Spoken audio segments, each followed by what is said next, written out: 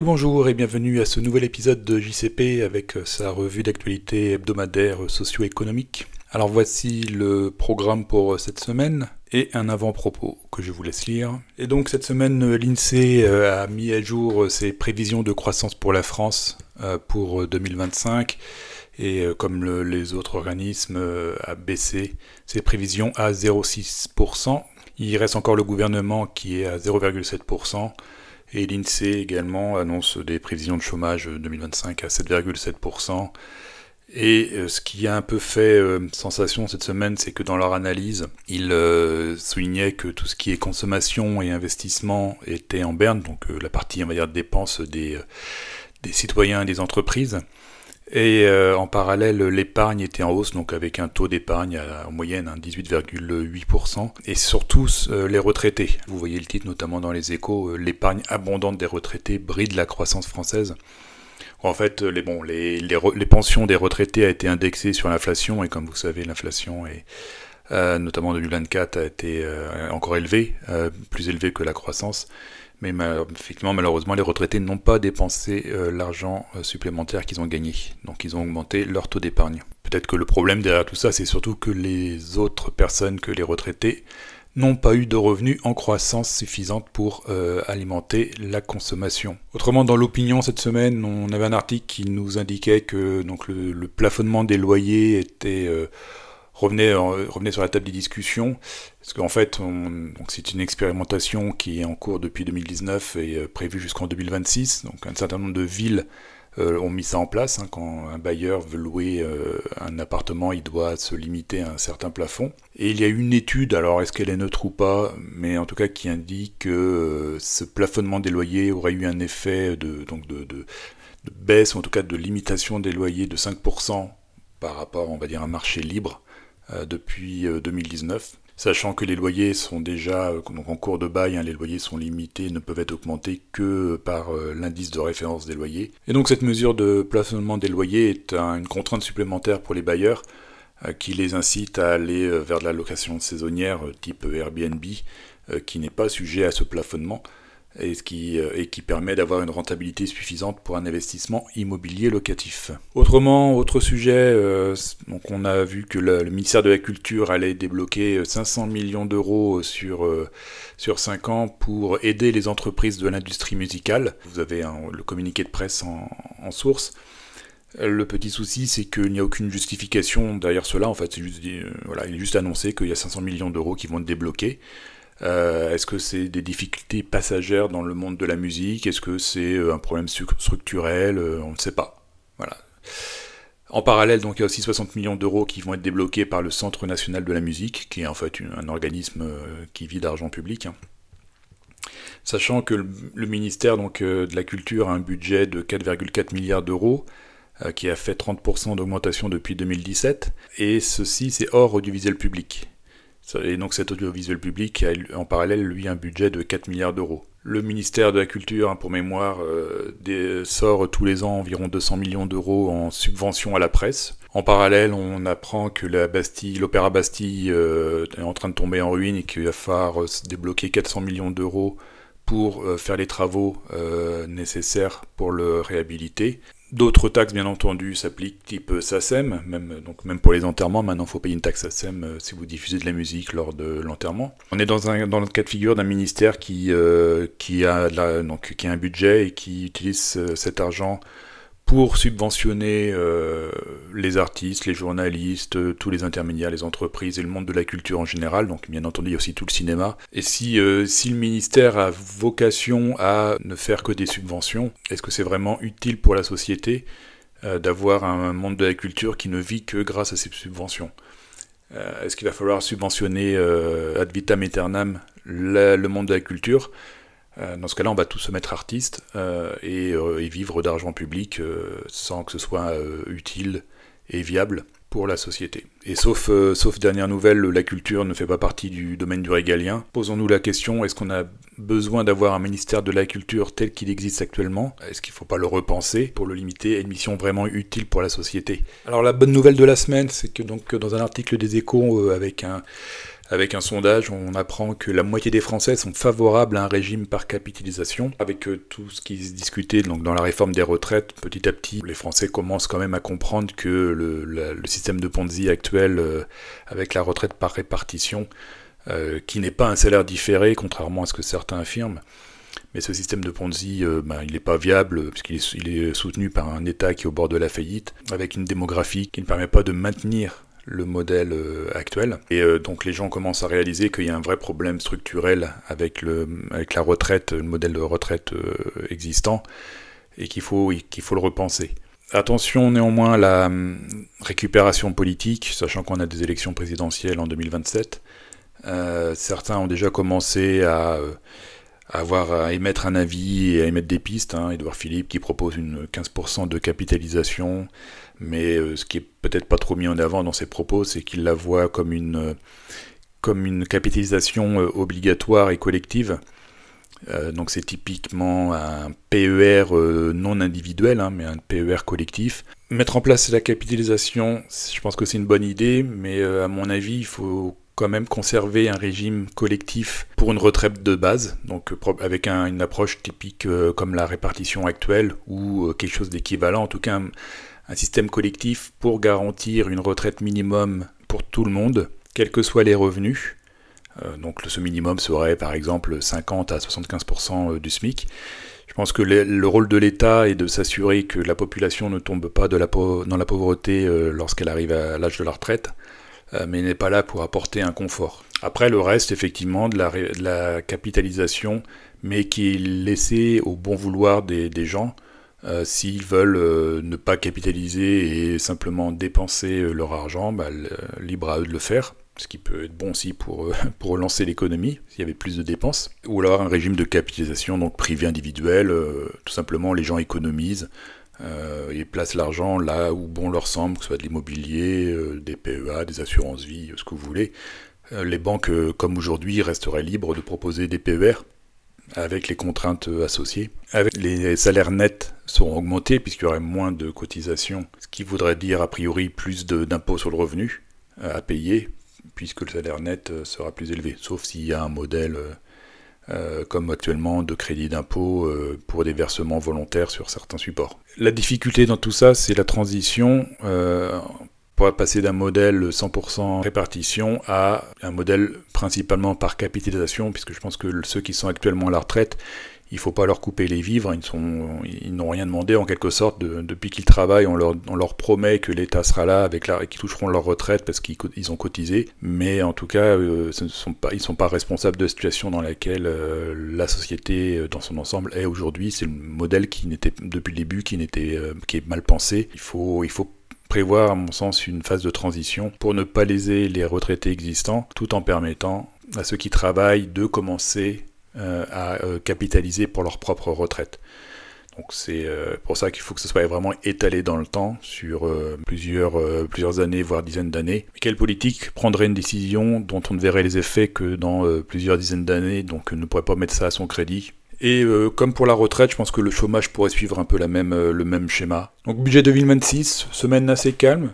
Néanmoins un petit article là dans le JDD le 18 juin, enfin dans le JD News, où on apprend que Gérard Larcher, donc le président du Sénat, réfléchit au rôle ou à l'impact que pourraient avoir les discussions budgétaires sur les collectivités, puisque donc l'année prochaine il va y avoir les élections municipales en mars.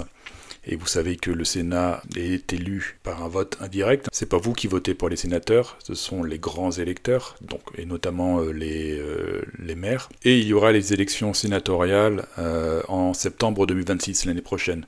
Et donc forcément, les sénateurs, qui est aujourd'hui principalement à droite, veut choyer son électorat et donc va faire en sorte que le budget des collectivités locales ne soit pas trop impacté dans les discussions budgétaires pour l'année prochaine, pour faire plaisir à ses électeurs. Et donc ça veut dire que si effort économique il doit y avoir, ça ne se fera pas au niveau collectivité, mais au niveau national. Alors suite au rejet de la loi Zuckman au Sénat, là, il y a eu un peu un débrief cette semaine, et notamment des débats, des guerres des chiffres sur les arguments avancés. J'en parlais déjà dans le JCP numéro 7, que je vous laisse aller voir. En fait, tout le discours là qui était avancé ces derniers mois est basé sur une étude de l'IPP qui date de 2023, mais qui elle-même est basée sur des chiffres de 2016. Or, après 2016, il y a eu un sérieux changement sur la partie fiscalité en France, notamment la fin de l'ISF remplacée par l'IFI, et le PFU mis en place pour les revenus de placement de patrimoine. Un argument qui était avancé, c'était que l'impôt était récessif et que donc tous les Français payent 46%, sauf les 0,0002% qui payent 26%. Alors voici l'étude de l'IPP. Voici le graphique issu de l'étude de l'IPP qui parle de ce revenu économique et qui met en évidence pour les 99,9% de la population, en tout cas pour ceux qui sont exactement là, un taux à 46% sur le revenu économique, donc incluant les bénéfices liés aux entreprises dans lesquelles ils ont des parts. Donc sachant que la courbe qui est dans l'étude commence à 90% de la population seulement. Donc les 10 derniers pourcents avec des revenus les plus élevés. Donc déjà ça ne montre pas du tout ce qui se passe pour les 90% inférieurs, donc qui est quand même la grande majorité de la population.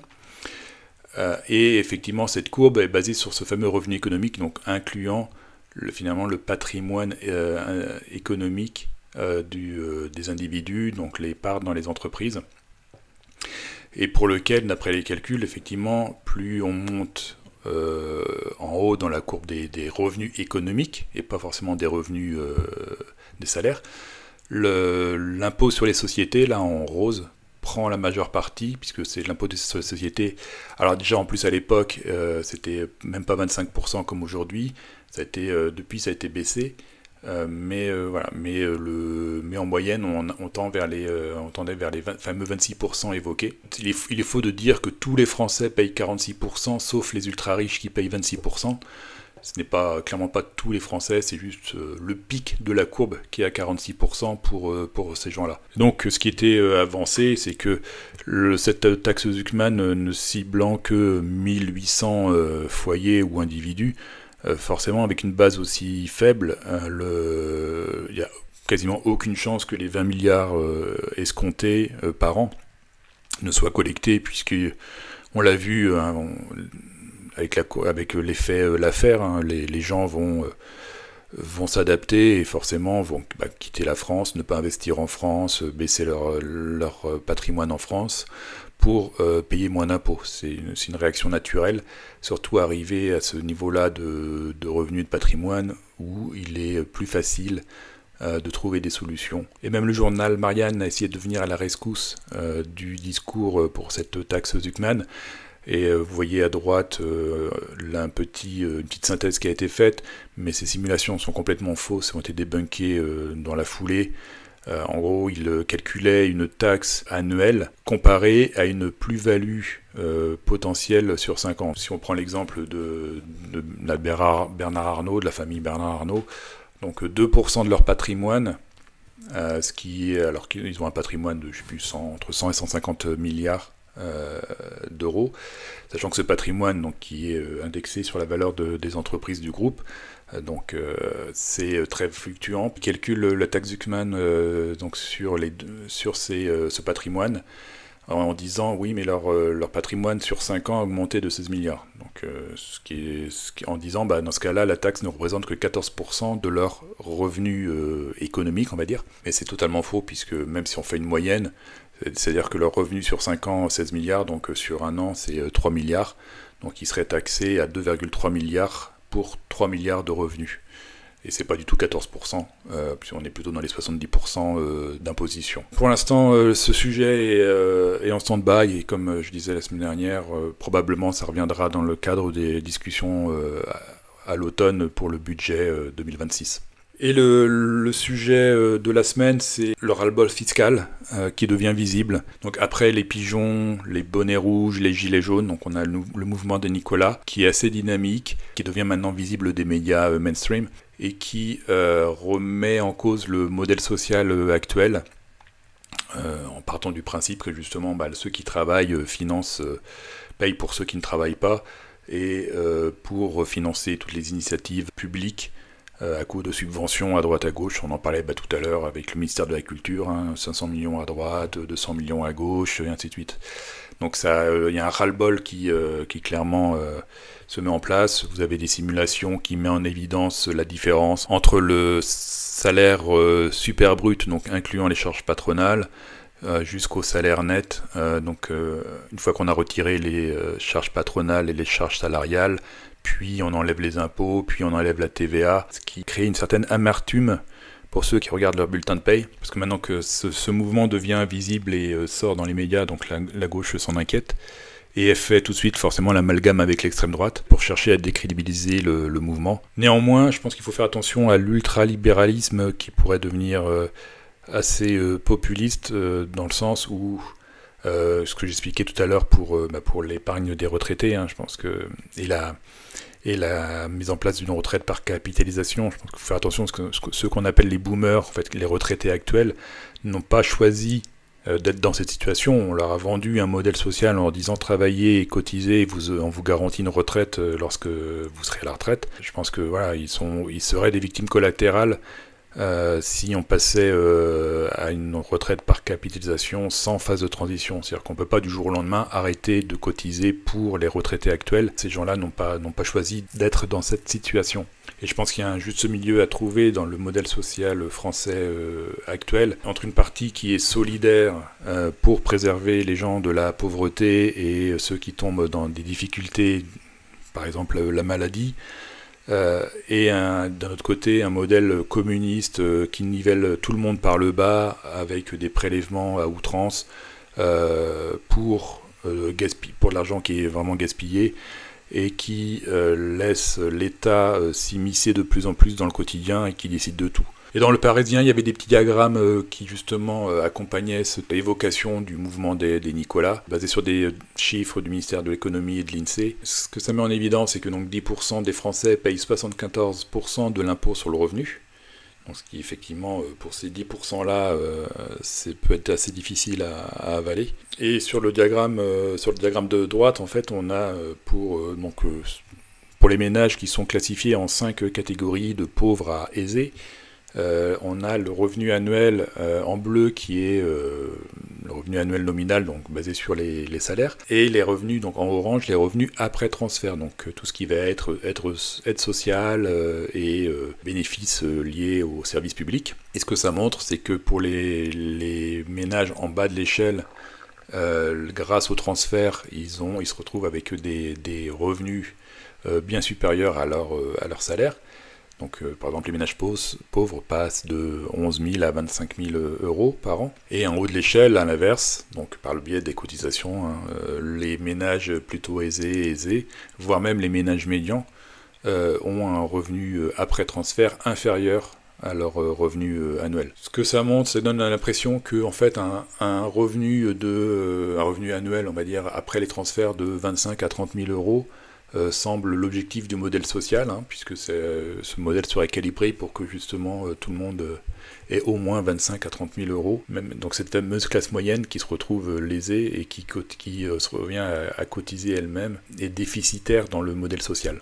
Augmenter ses revenus, c'est pas la panacée dans le sens où en moyenne, passer d'une catégorie à l'autre, les calculs que j'ai faits là, c'est que par exemple, passer des ménages pauvres aux ménages modestes, où on double ses revenus, on passe de à peu près 11 000 à 22 000 euros, mais après redistribution, après le transfert, il n'y a plus que 17% de différence. Et donc passer d'une catégorie à l'autre induit ce qu'on va appeler un taux de conversion de l'effort ou d'augmentation des revenus, qui est de passer de pauvre à modeste, c'est un taux de conversion de 17%. Donc chercher à doubler ses revenus, finalement, n'augmente ses revenus que de 17%.